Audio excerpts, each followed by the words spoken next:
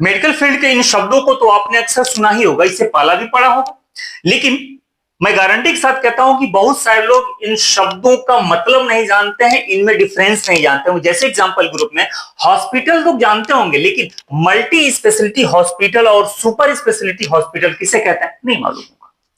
जैसे देख लीजिएगा, नर्सिंग होम किसे कहते हैं, केयर सेंटर किसे कहते हैं, रिहेबिलिटेशन सेंटर किसे कहते हैं और पॉलिटिक सेंटर किसे कहते हैं नहीं मालूम। इसमें से कुछ तो नाम भी नहीं सुना होंगे। क्लिनिक क्या होता है, पॉलीक्लिनिक क्या होता है और डिस्पेंसरी क्या होता है नहीं मालूम। हॉस्पिस केयर क्या होता है, बहुत सारे लोग तो नाम भी नहीं सुने होंगे। और सैनिटेरियम क्या होता है, ये नाम शायद ना सुना हो। तो आइए एक एक करके मैं इन शब्दों का मतलब बताऊंगा और इनके बीच आपस का डिफरेंस क्या है वो भी मैं बता रहा हूं। तो सबसे पहले बात करते हैं क्लिनिक की। क्लिनिक अगर बहुत ही आसान शब्दों में कहूं तो एक परामर्श कक्ष होता है। जैसे कि आप डॉक्टर के पास जाते हैं, वो क्या करता है, नब्ज पकड़ता है, आपकी बात सुनता है, आपकी बीमारियों के बारे में जानता है और पर्चा लिख देता है। ये रहा क्लिनिक, है ना। आज की डेट में जो ओपीडी हम लोग कहते हैं ना, वही है क्लिनिक का रूप। ये सिर्फ एक परामर्शी संस्थान है, लेकिन चूंकि फार्मेसी अधिनियम 1948 में ये परामर्शी चिकित्सक को भी दवा देने के लिए अधिकृत करता है, इसीलिए जितने ओपीडी वाले डॉक्टर होते हैं वो दवा दे भी देते हैं। और खासतौर से शहरों में तो नहीं दिखाई देता है, लेकिन गांव देहात छोटे कस्बों में जहां भी जो डॉक्टर अपना क्लिनिक खोल के बैठा है वो इसीलिए दवा दे देता है। क्यों? क्योंकि उसे फार्मेसी अधिनियम 1948 के तहत अनुमति मिली हुई है। तो गांव देहात छोटे कस्बों में जो भी डॉक्टर बैठता है वो कौन सा है, वो क्लिनिक है आपको, ठीक है। लेकिन वहां पर एक डॉक्टर बैठता है ना, लेकिन कोई ऐसी क्लिनिक हो जहां एक से ज्यादा डॉक्टर बैठते हो सकता है वहां आंख वाला भी बैठता हो, दांत वाला भी बैठता हो। होना वही है कि मतलब ओपीडी आप जाएंगे, आपकी बात सुनेगा, वो क्या करेगा, पर्चा लिख देगा। मतलब रियल में क्या पर्चा ही लिखना है, लेकिन दवा दे देते हैं लोग। तो एक से ज्यादा डॉक्टर अगर कहीं बैठे हो, वहां हो सकता है बाल रोग विशेषज्ञ बैठा हो, या वहां तो वो स्त्री रोग विशेषज्ञ बैठ जाए, स्किन वाले बैठ जाए, उसे कहते हैं पॉलीक्लिनिक। उसे क्या कहा जाता है, उसे कहा जाता है पॉलीक्लिनिक कहा जाता है। अब आते हैं डिस्पेंसरी पे। डिस्पेंसरी का मतलब दवाखाना।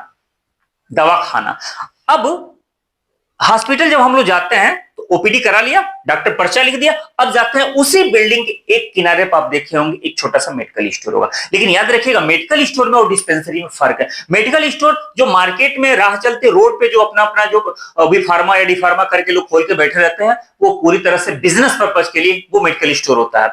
लेकिन हॉस्पिटल में ओपीडी के साथ साथ ये जो दवाखाना होता है इसे डिस्पेंसरी कहते हैं। और डिस्पेंसरी कहां हो सकता है, डिस्पेंसरी स्वतंत्र रूप से नहीं हो सकता, इंडिपेंडेंट नहीं हो सकता। वह किसी न किसी हॉस्पिटल से अटैच होगा, वो क्लिनिक से अटैच होगा, वो स्कूलों से अटैच होगा, कारखानों से अटैच होगा, या सैन्य हवाई अड्डों से अटैच होगा। कहीं ना कहीं किसी न किसी से अटैच होता है, उस वाले दवाखाना को डिस्पेंसरी कहते हैं। तो जो हॉस्पिटलों में होता है ना, उसे डिस्पेंसरी कहा जाता है। यहां पर दवाएं नीचे, बात समझ में आ गई ना। अब बात करते हैं गवर्नमेंट के द्वारा मल्टी लेयर जो फैसिलिटी प्रोवाइड कराई गई है, छोटे बड़े हॉस्पिटल जो है डेवलप किए गए हैं गवर्नमेंट की तरफ से। उनमें जो सबसे बेसिक लेवल पे, सबसे छोटे लेवल पे होता है, वो एक ग्राम सभा पे कह सकते हैं। लेकिन जो रियल में है वो ये है कि 5000 की जनसंख्या पर एक सब सेंटर डेवलप किया गया है, जिसे उपकेंद्र कहते हैं। तो छोटा सा एक तरह से कह सकते हैं वो ग्राम सभा के लेवल पे होता है। वहां होता कौन कौन है, एक एएनएम होती हैं और एक पुरुष स्वास्थ्य कार्यकर्ता होता है। ये गांव देहात के छोटे मोटे जो है वो कहीं कटा है, कहीं फीवर है, इस टाइप की चीजें लोग देख लेते हैं। इसके बाद जो होता है वो होता है प्राथमिक स्वास्थ्य केंद्र, यानी उसे कहते हैं प्राइमरी हेल्थ सेंटर।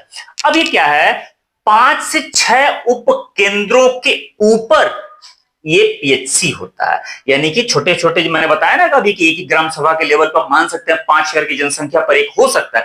तो उस तरीके से 5 या 6 उपकेंद्रों के बाद ये होता है, यानी ऊपर होता है। अब इसका जो क्राइटेरिया है वो 30,000 की जनसंख्या पर एक डेवलप किया जाता है। यहां पर एक हेल्थ ऑफिसर, एक चिकित्सा अधिकारी होगा और 14 कुल मिला के पैरामेडिक्स स्टाफ होंगे उनके यहां। लेकिन इसके ऊपर अगर जाएंगे तब आएगा सामुदायिक स्वास्थ्य केंद्र, यानी कि सीएचसी आएगा।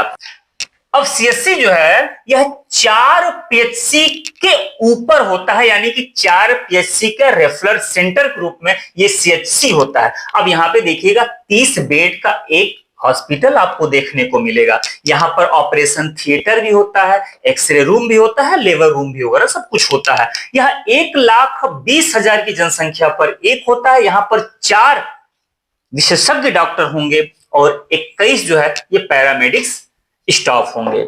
इसके बाद होता है उप जिला अस्पताल यानी कि सब डिस्ट्रिक्ट हॉस्पिटल। यह एक तरह से कहिए कि सीएचसी और डिस्ट्रिक्ट हॉस्पिटल के बीच की एक कड़ी है ना।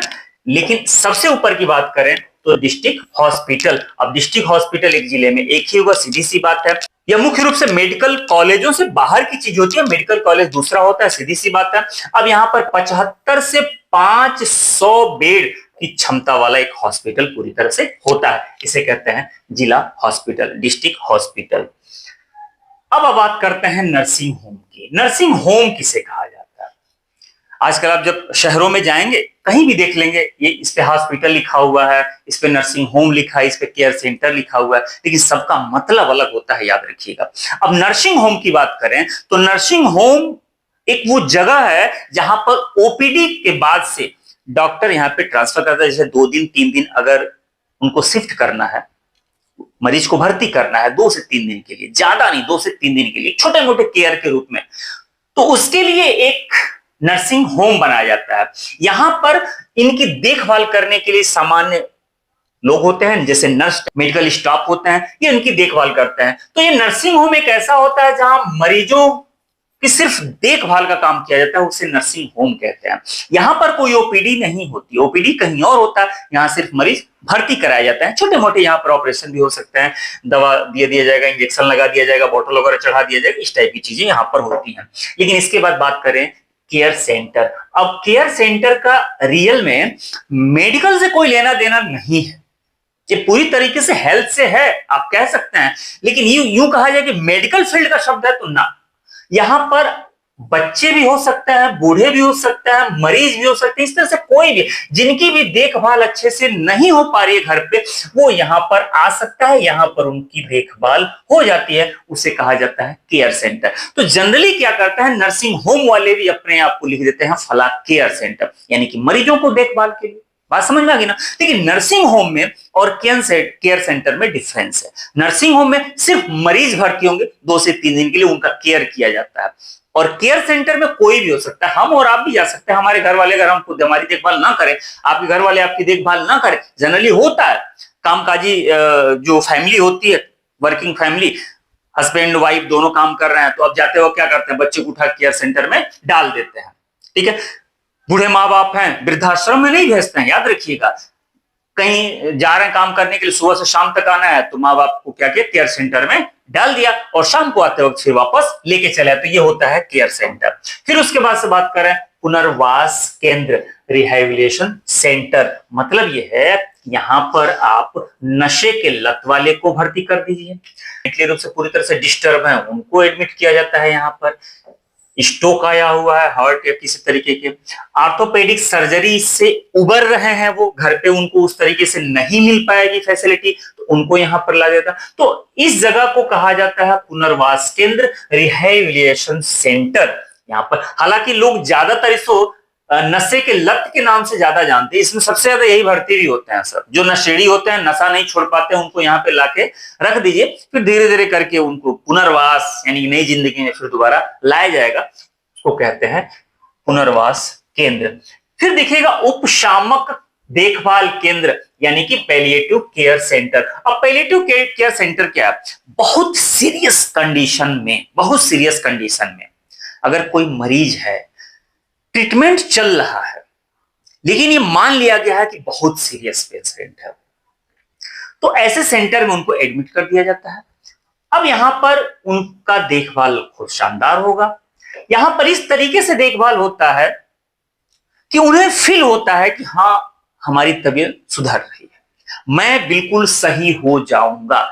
ये पूरी तरह से यहाँ का एटमॉस्फेयर होता है ना, वो एकदम फैमिलियर होता है। लेकिन यहाँ पर उनका इलाज चल रहा होता है। लेकिन इसी से एक कड़ी आगे की बात कर लें तो ये देखिएगा, ये हॉस्पिस केयर सेंटर यानी इसे कहते हैं धर्मशाला देखभाल केंद्र।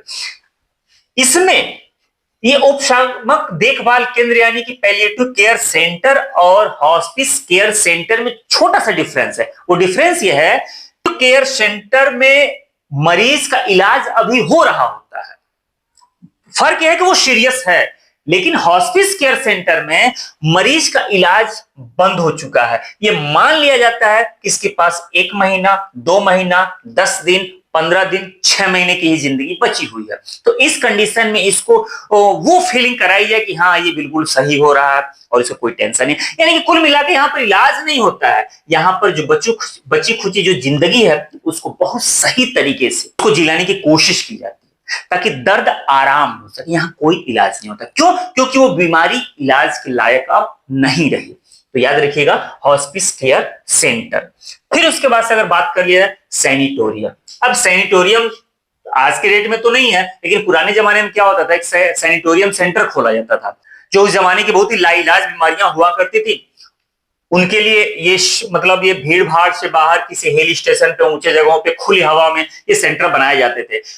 जब बनना शुरू हुआ था तो टीबी के लिए यानी तपेदिक के लिए बनता था, लेकिन आज के डेट में चीजें खत्म हो गई। हालांकि आज भी जो 1928 में बनाया हुआ ताम्रम सैनिटोरियम और 1912 में बना हुआ भवाली सैनिटोरियम आज भी भारत के लिए ये है। आज के डेट में आधुनिक सैनिटोरियम जो है वो HIV के लिए है, फेमस है। जो कुछ भी बचा हुआ है वो HIV के लिए बचा हुआ है। बाकी तो ऐसी कोई बीमारी इंडिया में है नहीं कि जिस पे की जरूरत पड़े, तो चीजें इसकी खत्म होती चली जाएगी। लेकिन इन्फर्मरी देख लीजिएगा, इन्फर्मरी ये लोग नाम नहीं सुने होंगे, जानते सब लोग हैं, इसका नाम लोग नहीं सुने होंगे। और इन्फर्मरी जो होता है किसी बड़े संस्थान में स्पेशली उसका एक छोटा सा क्लिनिक कह सकते हैं, आप एक छोटी सी आप कह सकते हैं डिस्पेंसरी कह सकते हैं। पुराने जमाने में जब स्कूल थे, स्कूल हुआ, जेल हुआ, सैन अड्डा हुआ या फैक्ट्री हुआ, उसका अपना स्पेशल चिकित्सकीय कक्ष होता था, उसे इन्फर्मरी कहते हैं। इसका उपयोग वहां के स्कूल के स्टाफ, जेल के स्टाफ या फैक्ट्री के, सैन अड्डे के वहां के स्टाफ के लिए यहाँ पर इलाज किया जाता था। लेकिन ऐसा नहीं है कि बाहर के लोग जाएं तो यहाँ पर इलाज नहीं होगा, यहाँ या वो ओपीडी जो है आप होगी या डिस्पेंसरी होगी उसका यूज ये लोग नहीं कर सकते, ऐसा नहीं है। बाहर के लोग भी जा सकते थे या जा सकते हैं, हालांकि इसका क्रेज धीरे धीरे करके घटता चला जा रहा है, उसे कहते हैं इन्फर्मरी। देखिए अब ये देखिए आइए पैथोलॉजी लैब। पैथोलॉजी सब लोग जानते होंगे, पैथोलॉजी का मतलब जहां पे खून पेशाब की जांच होती है उसे कहते हैं पैथोलॉजी सेंटर। लेकिन इसी का एक ब्रॉड रूप ले लीजिएगा, डायग्नोस्टिक सेंटर। अब डायग्नोस्टिक सेंटर का मतलब कि एक ऐसा सेंटर है जहां सिर्फ खून और पेशाब की जांच ही नहीं होती है, बल्कि यहाँ पर पूरी तरीके से जितना भी आपका होल बॉडी चेकअप की फैसिलिटी होनी चाहिए या जरूरत की चीजें जो होती है सब कुछ यहाँ होता है। जैसे वहां पैथोलॉजी तो होगा ही होगा, यहाँ पर एक्सरे भी होगा, अल्ट्रासाउंड होगा, सीटी स्कैन होगा, एमआरआई होगा, पता नहीं क्या क्या जितना कुछ होता है सब यहाँ होगा। इसे कहते हैं डायग्नोस्टिक सेंटर। तो पैथोलॉजी का एक बहुत बड़ा ब्रॉड रूप एक तरीके से कह सकते हैं यहाँ। फिर उसके बाद से देखिएगा हॉस्पिटल। अब हॉस्पिटल क्या होता है, एक ऐसी बिल्डिंग जिसके नीचे आप कोई अब तक जितनी बातें हुई ना वो सारी फैसिलिटी वहां हो। यहां पर ऑपरेट भी किया जाएगा, यहां ऑपरेशन किया जाएगा। अब तक जितनी बात हुई थी उसमें कहीं आपने ऑपरेशन नहीं देखा है। छोटे मोटे चोट का इलाज हो सकता था लेकिन अब तक ऑपरेशन नहीं होता। हॉस्पिटल उसे कहेंगे जहां ऑपरेट की भी फैसिलिटी होती है, ओपीडी की भी फैसिलिटी होती है, यहां तक कि नर्सिंग होम मरीज को भर्ती कराने की फैसिलिटी हो, यानी सब कुछ होता है हॉस्पिटल में। अब हॉस्पिटल दो तरीके होता है, एक मल्टी स्पेशलिटी हॉस्पिटल और दूसरा होता है सुपर स्पेशलिटी हॉस्पिटल। अब इन दोनों में डिफरेंस क्या है देखिएगा। मल्टी स्पेशलिटी हॉस्पिटल का मतलब ये होता है कि जहां पे हर तरीके की फैसिलिटी हो और हर बीमारी के अलग अलग वार्ड बने होंगे। जैसे लिखा ना कि ये ब्रॉड होता है और इंटीग्रेटेड होता है। जैसे मान के चलिए कि मेडिकल कॉलेज होता है ना, मेडिकल कॉलेज एम्स हो गया, इस तरीके से वो क्या है, वो मल्टी स्पेशलिटी फैसिलिटी हो गया। वहां आपको हर विभाग मिल जाएगा, वहां पे आर्थो भी मिल जाएगा, वहां पे डेंटल वाला हो जाएगा या स्किन प्रॉब्लम जो कि जितने भी होता है सब हो सकते हैं, और सब एक बिल्डिंग के नीचे बहुत एक दूसरे से शानदार से कनेक्ट रहते हैं। ठीक है। अब ये स्पेशलिटी जनरल और स्पेशलिटी एमडी, यानी कि जो यहाँ बैठता है वो किस लेवल का डॉक्टर होता है, वो एमडी और एमएस लेवल के यहाँ पे डॉक्टर होते हैं। लेकिन बात इसकी किया जाए, यहां पर सुपर स्पेशलिटी फैसिलिटी यानी कि यहां पर किसी एक विभाग की बिल्डिंग, एक ऐसा हॉस्पिटल जो यहां सिर्फ और सिर्फ कोई एक विभाग काम कर रहा है। हो सकता है यहां पर सिर्फ आर्थो वाले हो, लेकिन अब वहां क्या होगा, डीप एंड टारगेटेड, बहुत डीप रिसर्च, यानी कि अब आंखों से संबंधित छोटी से छोटी और बड़ी से बड़ी हर तरीके की फैसिलिटी यहां पर होगी। ठीक, अब यहां पे जो डॉक्टर होगा वो सुपर स्पेशलिस्ट होगा, यानी कि उसकी जो डिग्री होगी DM या MCH लेवल, यानी कि PhD लेवल के डॉक्टर यहां पर होते हैं। ठीक है, तो बात समझ में आ गई। यहाँ वो दोनों का ये मल्टी स्पेशलिटी हॉस्पिटल, यानी एक ही बिल्डिंग में वो सारे विभाग होते हैं, छोटे बड़े बटे होते हैं, जैसे मान के चलिए मेडिकल कॉलेज, और एक ऐसा होता है जो स्पेशल किसी एक बीमारी के होता है, डीप रिसर्च होता है, डीप फैसिलिटी यहाँ पर आपको मिलती है, वो होता है सुपर स्पेशलिटी हॉस्पिटल। और आखिर में है ट्रॉमा सेंटर। अब ट्रॉमा सेंटर का मतलब क्या है? एक ऐसा सेंटर जहां पर 24 घंटा इमरजेंसी वार्ड खुले हुए हैं। और यहां पे होता क्या है, एक्सीडेंट वाले हों, एकदम सीरियस केस वाले हों, फौरन आए, फौरन उनका ऑपरेट करने की जरूरत हो, ये पूरी तरीके से तैयार रहता है। अब ऐसा नहीं है कि नंबर लगवाइए और डॉक्टर साहब इस वक्त नहीं है, आएंगे कल परसों आएंगे या बॉटल चलाएंगे, ऐसा कुछ भी नहीं है। यहाँ पर आइए और मतलब इस कंडीशन में यहाँ आया ही जाता है, और ये हॉस्पिटल एकदम तैयार बैठा है कि क्रिटिकल केस में कोई मरीज आए तो उसको फौरन इमीडिएट फैसिलिटी दी जा सके। इसीलिए ये जो है सड़क दुर्घटना में जो घायल होते हैं उनके लिए गंभीर चोट लग गई या जानलेवा स्थिति कोई भी हो, ऐसी कोई कंडीशन आए जिसमें अगर आते हैं तो वो फैसिलिटी जो देता है उसे कहते हैं ट्रॉमा सेंटर। तो ये जितने भी मेडिकल फील्ड के जो शब्द थे, क्लिनिक से लेकर के ट्रॉमा सेंटर तक, अब आप बताइए कि इसमें से कौन से ऐसे शब्द, ये कौन से ऐसे संतान जो आप सुने तो थे लेकिन आप जानते नहीं थे, या फिर कौन से ऐसे शब्द जो आपने सुना ही नहीं था, आज पहली बार सुना? तो कमेंट करके जरूर बताइएगा। मिलते हैं समझदार टॉपिक के साथ, तब तक अपना ख्याल रखिए।